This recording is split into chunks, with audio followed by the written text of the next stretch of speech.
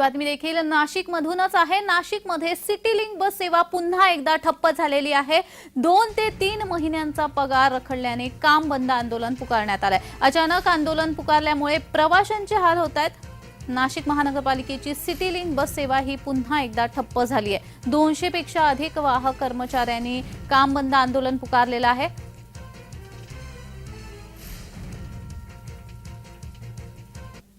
जानेवारी February पर्यंत आमचे ते पेमेंट रखडलेले, काही पोरांचे केलेले, काही लेडीजचे केलेले, सगळ्यांना फॅमिली, सगळ्यांना परपंच, सगळ्यांना गरज आहे।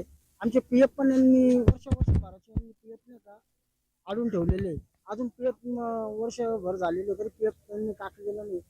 त्या कारणामुळे आज सकाळी हा संप आम्ही भरलेले। किती लोक सहभागी होते? आमचे सगळेच कंडक्टर आहे। तर या संदर्भात अधिक माहिती देण्यासाठी आमचे प्रतिनिधी नाशिकचे प्रतिनिधी किरण गोटूर हे आपल्याशी जोडलेलेच आहेत। किरण, सिटी लिंक बस सेवा ही पुन्हा एकदा ठप्प झालेली आहे, त्यामुळे प्रवाशांचे हाल होत आहेत। अधिकची माहिती।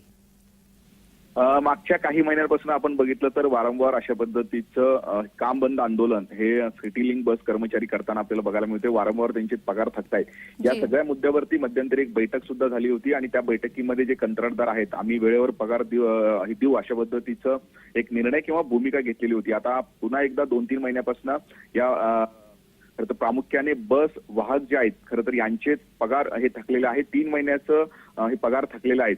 त्यामुळे आज या सगळ्या कर्मचाऱ्यांनी आक्रमक भूमिका घेत पुन्हा एकदा बस हे बंद ठेवण्याचा निर्णय घेतलेला आहे। त्यामुळे आज पहाटेपासून एक सुद्धा बस हे रस्त्यावरती नाहीये, पण काही ठिकाणी बस हे चालू आहेत, पण प्रामुख्याने अनेक या परिसरामध्ये बस बंद असल्याचं आपल्याला बघायला मिळतोय। आणि या सगळ्या गोष्टींचा फटका जो आहे तो मुख्यतः प्रवाशांना बसताना एक परिस्थिती नाशिकमध्ये आहे। आता या सगळ्या मुद्द्यावरती दुपारच्या आसपास एक बैठक महापालिकेचं आहे अशा पद्धतीची एक माहिती कळत आहे। त्यामुळे आता या कर्मचाऱ्यांचं पगाराचा जो प्रश्न आहे या सगळ्या मुद्द्यावरती काय भूमिका महापालिका प्रशासन घेतं हे पाहणं महत्त्वाचं असेल। जी धन्यवाद किरण, तुम्ही दिलेले